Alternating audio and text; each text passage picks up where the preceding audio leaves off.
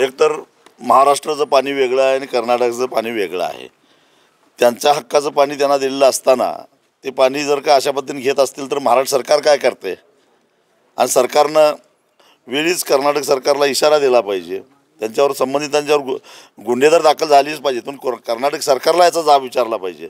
आणि अशा पद्धतीचे प्रकार घडणार असतील तर मग सगळे नियम धाब्यावर बसून एक थेंब पाणी सोडणार नाही अशा पद्धतीची भूमिका सरकारला घ्यावी लागेल। कुठेतरी सरकार नेबळटपणा दाखवतंय आणि त्यामुळं कारण नसताना आमच्या शेतकऱ्यांना पाणी कमी पडतं। सध्या महाराष्ट्रामध्ये प्रचंड दुष्काळी स्थिती आहे। जनावरांना चारा मिळत नाही आणि अगदी वेळेवर मान्सून आला तरी सुद्धा ही स्थिती अजून 2 महिन्यापर्यंत राहणार आहे, कारण पाऊस पडला तर लगेच दुसऱ्या दिवशी चारा तयार होत नाही। पिण्याच्या पाण्याची समस्या आहे आणि अशा परिस्थितीमध्ये कुणालाही त्याचं काही पडलेलं नाही, कुणी त्याचा गांभीर्याने विचार करायला तयार नाही। सर्वसामान्यांची पाण्यासाठी वणवण होते, जनावरं चाऱ्यासाठी टाहू पडत आहेत, सरकार काहीच करायला तयार नाही। ही अतिशय संतापजनक अशी गोष्ट आहे।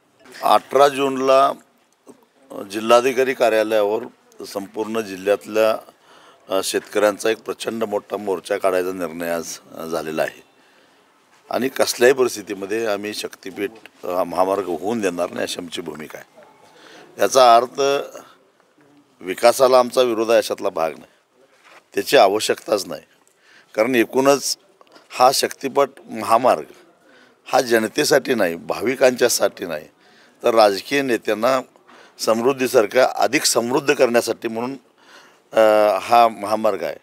नाहीतरी एकूणच हा महामार्ग जो नियोजित आहे तो आणि रत्नागिरी नांदेड हा जो नवीन झालेला महामार्ग आहे, हे दोन्ही महामार्ग समांतर जातात। दोन्हीमध्ये जास्तीत जास्त 25 किलोमीटरचं अंतर आहे आणि काही ठिकाणी 3 किलोमीटरचं अंतर इतक्या समांतर पद्धतीने हे नांदेडपर्यंत दोन्ही महामार्ग जाताना दिसत आहेत। मग याचा अर्थ ह्या महामार्गाची गरज आहे का? कारण ज्या देवस्थानासाठी हा महामार्ग नियोजित केलेला आहे ते कोल्हापूरची महालक्ष्मी असेल, पंढरपूर असेल, तुळजापूर असेल, अगदी परळी वैजनाथ असेल, कुठल्याही देवस्थानाला जात असताना ट्रॅफिक जाम झालेला आहे, लोक अडकून पडलेले आहेत, असं काही झालेलं नाही।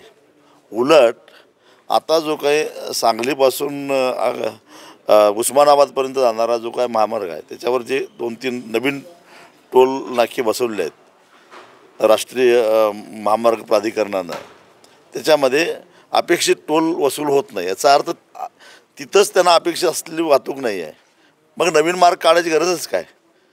नव्या महामार्गामध्ये नवे टेंडर काढता यावेत आणि त्यात पैसा खाता यावा म्हणून एका समृद्धी महामार्गानं आमदारांची किंमत 50 कोटी केली, शक्तीपीठानं किती शक्ती मिळणार आहे आणि कोणाची किंमत किती होणार आहे आम्ही हे होऊन देणार नाही। तुम्ही पाहत आहात विस्टा न्यूज मराठी।